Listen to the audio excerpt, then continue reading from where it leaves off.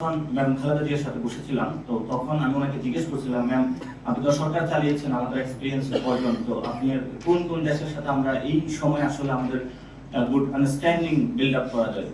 উনি ওইখানে বলেছিলেন যে বাংলাদেশের আসলে মানে দলীয় মানে স্টেট ধরনের কোনো কিছু নাই। উনি একটা সুন্দর কথা বলেছিলেন যে স্টেট আকারে যদি আমরা চিন্তা না করতে পারি তাহলে এই ধরনের বালনাগুলির মধ্যে দিয়ে আমাদের আবার যেতে হবে। So we have no friend অথবা উই হ্যাভ নো মানে এনিমি, আমাদের হলো ফ্যাক্ট বেসিসে কাজ করতে হবে। এখন আপনার যেটা আমাদের বর্ডারে যে জিনিসটা ঢুকতেছে, আপনি এটা কি দিয়ে বিচার করবেন? আপনার এখানে তো শুধু সারাদিন ইন্ডিয়া প্রতি স্লোগান দিলে এটা দিয়ে আপনি কোনো কিছু বিচার করতে পারবেন।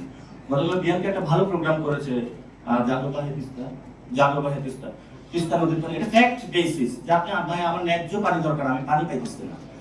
আপনি আমার বর্ডারে হলো সীমান্ত হত্যা করতেছে, আমি ওটার ন্যায্যতা পাচ্ছি না, বিচার পাচ্ছি না। এই জিনিসগুলো আমাদের নিউ ওয়ার্ল্ড স্টেজে যারা আছে, স্টেক হোল্ডার আছে, তাদের কাছে হলো নিয়ে আসতে হবে।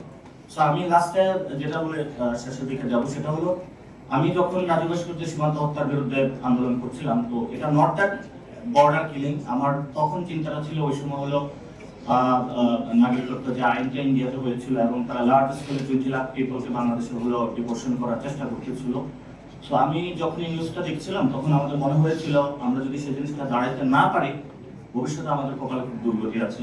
এবং সেখান থেকে পিপিএ কোর্স অক্সফোর্ড ইউনিভার্সিটি, এবং উনি এসেছিলেন, তো উনি বলছিলেন যে মানে ওনার পরিচয় বলতে বলতে উনি বলছিলেন যে আমি মালালা ইউসুফের ক্লাসমেট অথবা ওয়ার্ল্ড নিয়ে কাজ করতেছি, অথবা আমার একটা প্রজেক্টে আমি ওয়ার্ল্ড ট্যুরে বের হয়েছি।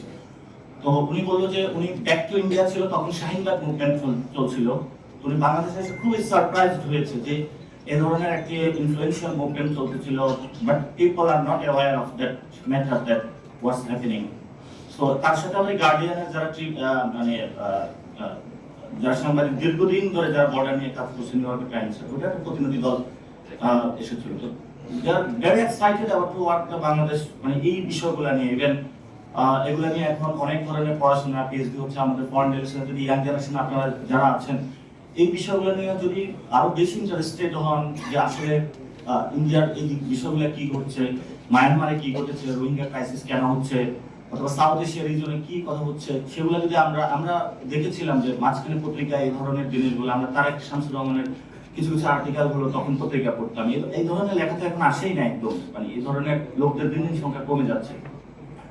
ফলত আমরা নিউ জেনারেশন এই জায়গাতে এগিয়ে আসা উচিত, এবং আমরা আশা করি যে ভবিষ্যতে বাংলাদেশকে যদি আমরা লিড দিই, সেখানে লিড দেওয়ার ক্ষেত্রে এই ফরেন পলিসির একটা ইন্ডিপেন্ডেন্ট ফরেন পলিসি আমরা জায়গাতে যেতে পারবো।